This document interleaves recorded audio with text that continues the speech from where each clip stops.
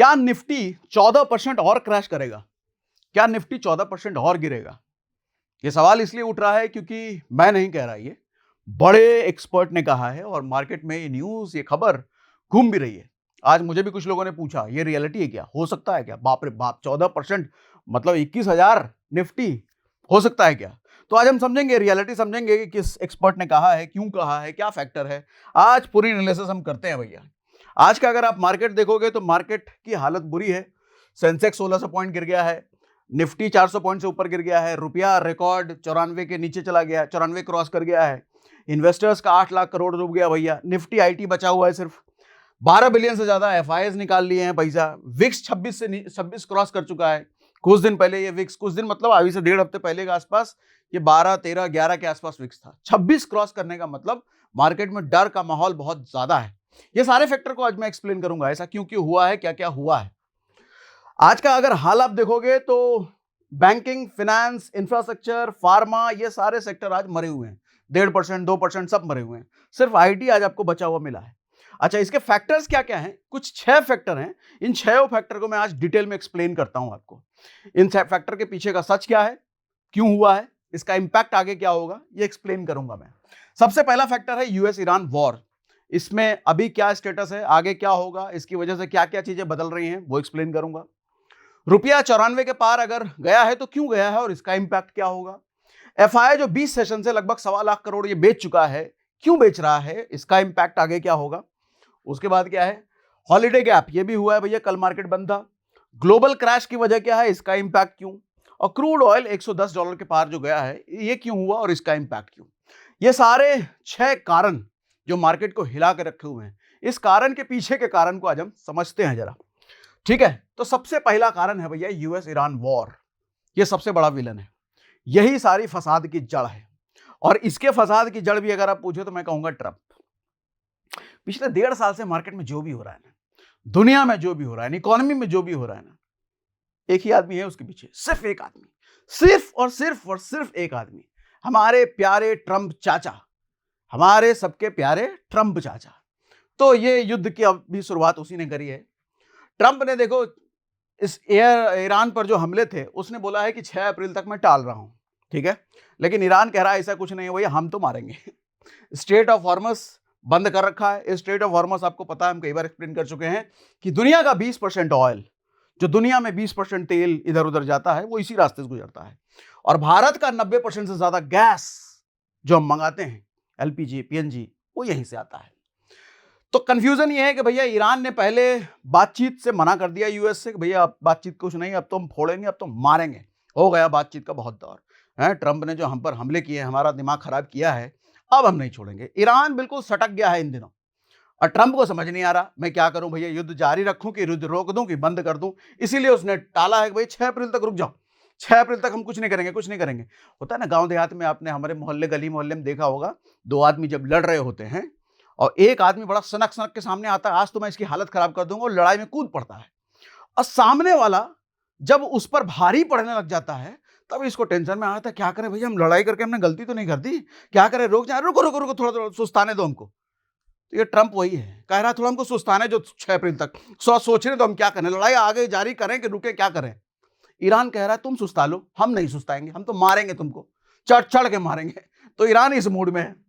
इसकी वजह से हुआ क्या है, यूएस ईरान वॉर जब हुआ, जब ये जो चल रहा है, इसकी वजह से हो गया क्रूड महंगा। क्रूड महंगा क्यों, स्ट्रेट ऑफ हॉर्मस ईरान ने बंद कर दिया, क्रूड महंगा हो गया भैया। कुछ दिनों पहले $70 पर बैरल था, $110 पहुंच चुका है इन दिनों। तो दुनिया में स्कैर्सिटी क्रिएट हो गई है। उसकी वजह से क्या हो गया है, इंपोर्ट महंगा हो गया है। इंपोर्ट महंगा क्यों हो गया भैया, क्रूड का दाम महंगा हो गया। अच्छा, इंपोर्ट महंगा हुआ तो डॉलर की कीमत बढ़ गई, क्योंकि कोई भी जो लेन देन दुनिया में हो रहा है, ये क्रूड भले $110 पहुंच गया है, तो $110 की पेमेंट कोई भी देश किसी को किस में करेगा, ज्यादातर ट्रांजेक्शन डॉलर्स में हो रहे हैं। तो डॉलर्स की डिमांड अचानक से बढ़ गई, डॉलर्स में लेन देन ज्यादा बढ़ गया। अब जैसे जैसे डॉलर में बढ़ता चला गया भैया, रुपया की कीमत गिर गई, रुपया खराब हो गया, मतलब रुपए की वैल्यू गिर गई। अच्छा, रुपये की वैल्यू जैसे ही गिरी, महंगाई बढ़ गई। महंगाई क्यों बढ़ी, मतलब ये समझ लो कि 100 रुपए दे करके हम जितना क्रूड ऑयल मंगाते थे, अब 100 रुपए, उतना ही क्रूड ऑयल मंगाने के लिए हमको हो सकता है 95 रुपए, सॉरी पहले 100 रुपए देकर के हम जितना क्रूड ऑयल मंगाते थे, अब उतना ही क्रूड ऑयल मंगाने के लिए हमको 105 रुपए देना पड़ रहा है, 110 रुपए देना पड़ रहा है। ये इंपैक्ट किस चीज का है? रुपया गिर रहा है। रुपया गिर रहा है मतलब रुपए की वैल्यू गिर रही है, रुपए की औकात गिर रही है। मतलब 100 रुपए की चीज मंगाने के लिए आपको 105 110 पे करना पड़ रहा है। ये अच्छा, इसकी वजह से क्या होता है? महंगाई बढ़ रही है। आपकी 10,000 रुपए की कमाई है, 10,000 रुपए में घर चल रहा है, लेकिन पता चले हर चीज महंगा हो जाए तो अब आपको 12,000 खर्च करने पड़ेंगे उतनी ही चीजें खरीदने के लिए। महंगाई बढ़ गई ना, ठीक है। अच्छा, ये सारी चीजें जब हो रही है तो मार्केट क्रैश हो रहा है। ये चेन रिएक्शन है भैया, यूएस ईरान वॉर से ये पूरा चेन में मार्केट क्रैश तक चीजें पहुंची है। अब जरा हम इसके अंदर घुसते हैं। रुपया 94 रुपए से ऊपर जो जा चुका है, इसकी क्या वजह है, इसका क्या इंपैक्ट है? देखो, ऑयल इंपोर्ट बढ़ा, क्रूड 110 के आसपास गया, 107 लिखा है, तो हमको ज्यादा डॉलर खर्च करने पड़ते हैं। अच्छा, ज्यादा डॉलर हम खर्च करते हैं, सिर्फ हमें नहीं, पूरी दुनिया खर्च कर रही है, क्योंकि जो क्रूड महंगा हुआ है पूरी दुनिया के लिए खर्च हुआ है, पूरी दुनिया के लिए महंगा हुआ है, तो हम ज्यादा डॉलर्स खर्च कर रहे हैं, पूरी दुनिया ज्यादा डॉलर्स खर्च कर रही है, तो डॉलर की डिमांड बढ़ गई। अच्छा, रुपए की डिमांड गिर गई, रुपए की वैल्यू गिर गई। साथ में एफआईआई क्या कर रहे हैं भैया? मार्च में एफआईआई आउटफ्लो 11 बिलियन के ऊपर रहा, मतलब 12 बिलियन के आसपास है, और यही रुपी क्रैश का असली वजह भी इसको मान सकते हो आप। होता क्या है, देखो, जब आपके देश में अलग अलग बाहर के लोग, दुनिया के देशों से इन्वेस्टर्स आते हैं, आपके देश में पैसा लगाते हैं, तो आपकी करेंसी की वैल्यू बढ़ती है। मतलब ये समझ लो कि आपकी इकोनॉमी को इज्जत दिया जा रहा है, तो आपकी करेंसी की वैल्यू बढ़ती है। लेकिन जब आपकी करेंसी की वैल्यू ही गिरे जा रही है, तो बाहर वाले देश वाले कहते हैं, अरे इसकी तो करेंसी गिरे जा रही है, निकालो पैसा यहां से, क्योंकि उसने इन्वेस्ट किया था डॉलर में, अब डॉलर यहां कन्वर्ट हुआ रुपी में। जब रुपी की वैल्यू ही गिर रही है तो उसके डॉलर की भी वैल्यू गिर रही है। जब वो निकालेगा पैसा तो रुपी में निकालेगा ना, तो जब रुपी में निकालेगा उसको कम रुपी मिलेगा, क्योंकि रुपी की वैल्यू गिर चुकी है। तो एफआईआई का भी इंटरेस्ट यहां पे खराब हो रहा है। डॉलर ग्लोबल मजबूती पर है, क्यों? जैसा हमने बताया कि ज्यादातर लेन देन डॉलर में हो रहे हैं, सबको डॉलर चाहिए और सभी डॉलर ज्यादा खर्च कर रहे हैं इन दिनों। क्रूड महंगा हुआ है, डॉलर की डिमांड बढ़ गई है, रुपया गिर गया भैया, एफआईआई ज्यादा बेच रहे हैं और नतीजा मार्केट क्रैश। अब तीसरी वजह पर आओ। तीसरी वजह से पहले भैया स्क्रीन ब्लैंक इसलिए हो गया है क्योंकि एक खास बात आपको बताता हूं। देखो, ये जो मार्केट की उथल पुथल चल रही है ना, 500-600 पॉइंट क्रैश ऊपर नीचे, इस माहौल में ना दो तरह के लोग आपको देखने को मिलेंगे। एक वो लोग बस चार्ट देखते रह जाएंगे, दूसरे वो लोग जो इस वोलेटिलिटी का फायदा उठाकर पैसा कमा करके मार्केट से निकल लेते हैं। फर्क देखो नॉलेज का नहीं होता है, फर्क होता है डिसीजन मेकिंग का। कितनी जल्दी कॉन्फिडेंटली आप ट्रेड के बारे में डिसाइड कर पाते हो, यह डिसाइड करेगा पैसा बनाओगे या पैसा गवाओगे। देखिए, हम सब वीडियोस देखते हैं, एनालिसिस सुनते हैं, एनालिस्ट को सुनते हैं, पढ़ते हैं, लेकिन जब असली मार्केट खुलता है ना, जब असली कैंडल बनता है ना, तब हाथ रुक जाता है। मन में आता है कि अभी नहीं, थोड़ा और देखता हूं, थोड़ा पक्का हो जाए तब एंट्री लूंगा। और जब तक सोच विचार के हम तैयार हो पाते हैं, ट्रेड निकल चुका होता है। यही वो गैप है जिसके चलते ज्यादातर लोग पीछे रह जाते हैं, पैसा नहीं बना पाते। इसीलिए लेमन ने बनाया है लेमन बोल्ट ट्रेड्स। ये एक एआई टूल है जो आपको ट्रेड से पहले ये बताता है कि इस स्ट्रैटेजी ने आज कितना कमाया, कितने ट्रेड्स में सक्सेस पाया, परफॉर्मेंस कैसा रहा, ये सब कुछ आपके सामने रख देता है ताकि आप ब्लाइंडली मार्केट में ना उतरो और ये सब डेटा देख के आप ट्रेड के लिए तैयार हो पाओ। तो चार्ट पर ऑटोमेटिकली एंट्री बन जाए, टारगेट बन जाए, स्टॉप लॉस सेट हो जाए, कोई कैलकुलेशन आपको करने की जरूरत नहीं है और कोई कंफ्यूजन भी ना रहे। बस एक अलर्ट आएगा और ट्रेड आपको रेडी मिलेगा। इंडिया में पहली बार ऐसा कोई टूल आया है, तो डिस्क्रिप्शन और पिंड कमेंट में हमने जेन्युइन लिंक दे रखा है, जाइए क्विक केवाईसी करिए और एआई की मदद से ट्रेडिंग शुरू कीजिए। अब आते हैं मुद्दे पर। वजह तीसरी क्या है सर? एफआईआई की जबरदस्त बिकवाली। पिछले 20 सेशन से एफआईआई लगातार बेचे जा रहे हैं, 20 कंसेक्यूटिव लगातार, मतलब 1.25 लाख करोड़ तो सिर्फ इन्होंने मार्च में बेचे हैं। 42 बिलियन से ज्यादा की सेलिंग इन्होंने करी है और पिछले 6 साल में यह साल नंबर 1 बन चुका है। नंबर 1 किस चीज में है? एफआईआई की बिकवाली में है। इतना बिकवाली इस साल एफआईआई ने करे हैं और अभी साल तो शुरुआत है भैया, अभी तो अप्रैल ही आने वाला है। इतना बिकवाली पिछले 6 साल में भी नहीं हुआ था। एफआईआई क्यों बेच रहे हैं? अगेन जैसा मैंने बताया कि डॉलर्स के रिटर्न घट रहे हैं भैया, मतलब वो तो पैसा लेकर के आएंगे डॉलर में ना, हमारे यहाँ पे रुपया में डलेगा, चूंकि रुपया गिर रहा है तो उनका रिटर्न खराब हो रहा है, तो डॉलर। अच्छा, गोल्डमैन ने भी बोल दिया है, गोल्डमैन सैक्स जो दुनिया की वन ऑफ द बहुत बड़ी एजेंसी है भैया, इन्होंने बोल दिया है कि इंडिया मस्ट हैव नहीं रहा। मस्ट हैव नहीं रहा का मतलब इंडिया में इन्वेस्टमेंट करना बहुत ज्यादा जरूरी है आपके लिए, ऐसा नहीं रहा। इन्होंने मस्ट हैव की लिस्ट से हटा दिया है। देखो, ये बेसिकली अलग अलग देशों के इकोनॉमी को रेट करते हैं कि इस देश की इकोनॉमी में आपको इन्वेस्ट जरूर करना चाहिए क्योंकि फ्यूचर बहुत ब्राइट है। तो इंडिया इनकी लिस्ट में मस्ट हैव था, इंडिया में जरूर करना चाहिए, वो मस्ट हैव की लिस्ट से हटा दिया है इन्होंने इंडिया को। ये एक बड़ा फैक्टर है, ठीक है। अर्निंग स्लो डाउन हुई है कंपनियों का। अब इतना सब जब फैक्टर होगा तो कंपनियां कहां से कमाएगी भैया? कंपनियों की अर्निंग खराब हुई है। एआई डिसरप्शन फियर अलग से चल रहा है कि एआई आ रहा है, पता नहीं क्या करेगा, वो कौन सा कांड करेगा, किस कंपनी का धंधा खाएगा, कितने लोगों की नौकरियां जाएंगी, कौन सा सेक्टर तबाह करेगा, वो नहीं समझ में आ रहा है। तो एक अलग इसका डर है। उसके बाद अगला रीजन है भैया holiday gap down, global market crash. दरअसल हुआ क्या, आप 25 मार्च को यानी कि वेडनेसडे को रैली हुई थी, मार्केट ऊपर गया था। अब उसके बाद मार्केट ऊपर गया मतलब बहुत सारे लोगों ने खरीदा। अब जब बहुत सारे लोगों ने खरीदा, उन्होंने होल्ड करके रखा है, लेकिन अगले दिन हो गया मार्केट बंद। मार्केट बंद, लेकिन उधर तो युद्ध चालू है, उधर तो ट्रंप अपना खेल चालू रखा है, ईरान अपना खेल चालू रखा है। अब बहुत सारे लोगों को बेचना है, क्या करें, मार्केट बंद है। तो मार्केट जैसे ही फ्राइडे को खुलता है, एक धड़ाम से ऑर्डर एग्जीक्यूट होते हैं जिन लोगों ने ऑर्डर लगा रखे होंगे थर्सडे को। जैसे ही मार्केट एग्जीक्यूट होता है फ्राइडे को, तड़ गैप डाउन। ठीक, तो ये एक बड़ी वजह बनी है भैया। उसके बाद क्रूड ऑयल 110 जा चुका है। महंगाई इंडिया के लिए ये जहर बन चुका है। क्रूड ऑयल 110, क्रूड वाला फैक्टर मैंने बताया आपको। अब क्रूड ऑयल चूंकि महंगा हो गया है तो महंगाई बढ़ गई। अच्छा नहीं, ऐसे लिख रखा है मैंने, क्रूड ऑयल महंगा हुआ जिसकी वजह से पेट्रोल डीजल महंगा हो गया।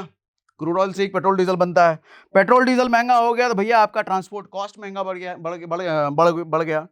क्यों बढ़ गया? क्योंकि ट्रांसपोर्ट किससे चलता है? ट्रक किससे चलते हैं? पेट्रोल डीजल से, ठीक है। अब उसकी वजह से क्या हुआ, जब पेट्रोल डीजल महंगा हो गया, ट्रांसपोर्ट महंगा हो गया, ट्रक की कॉस्टिंग महंगी हो गई, सामान इधर से उधर जाना महंगा हो गया, तो महंगाई बढ़ गई, हर चीज महंगा होने लग गया। अच्छा, जब महंगाई बढ़ने लग गई तो आरबीआई रेट हाइक हो गया भैया, लोन महंगे हो गए, कंपनी की अर्निंग घट गई, स्टॉक प्राइसेस गिर गए, और एट द एंड क्या हुआ? Market crash. ठीक, उसके बाद गोल्डमैन सैक्स, हाँ ये बड़ा इंपॉर्टेंट पॉइंट है, शुरुआत हमने यहीं से किया था, 14% क्रैश वाली बात। देखो हुआ क्या है कि गोल्डमैन सैक्स ने बोला था इस साल की, मतलब नवंबर 2025 में इन्होंने बोला था कि 2026 के एंड तक निफ्टी कहां तक जा सकता है। तो उन्होंने बोला था कि निफ्टी 29,300 तक जा सकता है, और इंडियन मार्केट को इन्होंने मस्ट बाय रखा था, मतलब जरूर इन्वेस्ट करो इंडिया में। लेकिन अभी के हालात देख करके मार्च 2026 में इन्होंने बोला है कि निफ्टी 29,300 नहीं जा सकता, 25,900 के आसपास ही लुढ़क जाएगा। तो मस्ट हैव की लिस्ट में मत रखो इंडिया में, मस्ट हैव नहीं है, बहुत जरूरी इन्वेस्ट करना नहीं है। ये ग्लोबल एक अलग से पेन क्रिएट कर दिया। जो एफआईआईज हैं भैया, ये बड़ी एजेंसी है, तो एफआईआईज और बिकवाली चारू और निकालना चारू, एक के बाद आप देखोगे चेन रिएक्शन आपको बहुत सारे मिलेंगे। और इस चेन रिएक्शन का शुरुआत कहां से? यूएस ईरान के युद्ध से शुरू तो हुआ है, लेकिन किस आदमी की वजह से हुआ? वही गोरा वाला आदमी, वही चचा। पूरी दुनिया मुझे लग रहा है इस वक्त पछतावे के मूड में होगी, किसने इस आदमी को प्रेसिडेंट बनाया। और हालांकि वैसे ही इसका आखिरी टर्म है, इसके बाद तो बनेगा नहीं, लेकिन इसके बाद जैसे इनका टर्म खत्म होगा, मुझे लग रहा है पूरी दुनिया एक बहुत बड़ी चैन की सांस लेगी कि बला टली बला टली। ठीक, टेक्निकल लेवल ये भी बड़ा इंपॉर्टेंट है भैया। अलग अलग कंपनीज ने, अलग अलग एजेंसीज ने अलग अलग लेवल्स दिए हैं। सबसे नीचे का लेवल 21,500 है। स्पाइडर सॉफ्टवेयर टीए ने बोला है कि अगर 22,000 का लेवल टूटा तो ये सीधा 21,500 पॉसिबल है, निफ्टी 21,500 पॉसिबल है। मतलब जो 14% वाली बात थी वो भी सच हो सकता है, 21,500 इन्होंने बोला है। बजाज ब्रोकिंग में बोला है कि 22,405, 23,850, 23,850 से जाना, ऊपर जाना जरूरी है मार्केट के लिए, अगर भैया मार्केट को अच्छी हालत में जाना है, लेकिन उसके भी आसार कम दिख रहे हैं। तो ऐसे ही अलग अलग एजेंसीज ने अलग अलग लेवल्स दिए हैं। सबसे नीचे का लेवल है 21,500, और सबसे ऊपर जो मैक्सिमम जा सकता है वो 23,000 या 23,800 तक जाने का है। अब सबसे इंपॉर्टेंट, इन्वेस्टर्स क्या करें इस ऐसे मौके पर भैया? तो देखो, इन्वेस्टर्स के लिए तो मैं कहूंगा, अगर आप वैल्यू इन्वेस्टर्स हो, लॉन्ग टर्म इन्वेस्टर्स हो, सट्टेबाज नहीं हो, ये गोल्डन पीरियड है सर। अगर आपको पता है कि इंडिया 5-10 साल में, 20 साल में बहुत अच्छा करने वाली है, तो ये कोरोना का टाइम समझ लो। कोरोना में निफ्टी 8,000 10,000 पहुंच गया था। उस समय जिन लोगों ने पैसा इन्वेस्ट किया था, उस समय जो इन्वेस्टेड रहे थे, आज उनका पोर्टफोलियो ग्रीन ही है, इतने गिरावट के बावजूद। तो ये समझ लो ये वैसा पीरियड है। ये जहां तक आ चुका है या जहां गिर रहा है, आप अगर वैल्यू इन्वेस्टर हो, बार बार कह रहा हूं, सट्टेबाज नहीं हो, आज डाला कल निकला वो वाले नहीं हो, तो ये गोल्डन पीरियड है इन्वेस्टर्स के लिए। आप एक्यूमुलेट कर सकते हो, एसआईपी इन्वेस्टर्स हो तो अपनी एवरेजिंग कर सकते हो भैया, और ज्यादा लमसम कर सकते हो, जितना पैसा डाला जा सकता है। It's good news. लेकिन हाँ, इसका एक्सपेक्टेशन आप 1 साल 2 साल इसमें नहीं रख सकते, क्योंकि ये जो तमाशा चल रहा है ये 1 साल में शांत होगा, 2 साल में शांत होगा, कोई नहीं जानता। लेकिन हाँ, ये तो तय है कि 5 साल 7 साल 8 साल में चीजें अच्छी ही होनी है। ठीक है, स्टॉप लॉस लगा के रखो भैया, क्वालिटी स्टॉक्स में रहिए, आलतू फालतू स्टॉक से बचिए, और क्या ना करे, पैनिक सेलिंग मत करो। है मार्केट गिरा जा रहा है, गिरा जा रहा है, बेच दो बेच दो बेच दो, इतना ही बचा, इतना कम से कम बेच ही दें, वो सब मत करो। अगर वैल्यू इन्वेस्टर हो, वैल्यू स्टॉक्स में पैसा लगाओ, तो आप टेंशन ना लेने की जरूरत है भैया। लेवरेज से बचिए, मोटा मोटा लेवरेज मत लीजिए, हर न्यूज पर रिएक्ट मत करो। भैया ट्रंप ने बोल दिया अब तो युद्ध बंद हो जाएगा, तुरंत पैसा डाल दिया सारा, ट्रंप ने बोल दिया अब तो लड़ाएंगे हम, सारा पैसा निकाल लिए। अभी कुछ भी परमानेंट नहीं है, तो हर न्यूज पर रिएक्ट करना बंद कीजिए, एक मुश्त पैसा मत लगाइए, थोड़ा थोड़ा एवरेजिंग का फायदा उठाइए इन दिनों। बॉटम लाइन अगर आपको समराइज करूं मैं, तो यूएस ईरान वॉर सबसे बड़ा कारण है, उसका चेन रिएक्शन, रुपया गिर रहा है, ग्लोबल क्रैश आ रहा है, क्रूड महंगा हो रहा है, एफआईएस बेच रहे हैं, गोल्डमैन सैक्स ने बोल दिया है कि इंडिया मस्ट हैव नहीं है। ये सारे बड़े कारण हैं स्टॉक मार्केट क्रैश होने की वजह से। और ऐसे क्रैश में आप ट्रेडिंग करना चाहते हैं, उसके लिए एक अच्छा सा एआई टूल हमने उसके बारे में बता दिया, जिसका लिंक हमने पिन कमेंट और डिस्क्रिप्शन में दे रखा है। बाकी पूरी एनालिसिस आपको कैसी लगी हमको कमेंट बॉक्स में जरूर लिख करके बताइएगा भैया। और बाकी हमारे सारे सोशल मीडिया हैंडल्स के लिंक डिस्क्रिप्शन में होते हैं, तो वहीं से हमें फॉलो कीजिएगा, इधर उधर फालतू के लिंक्स पे मत जाइएगा। चलो भैया, आज के लिए इतना ही।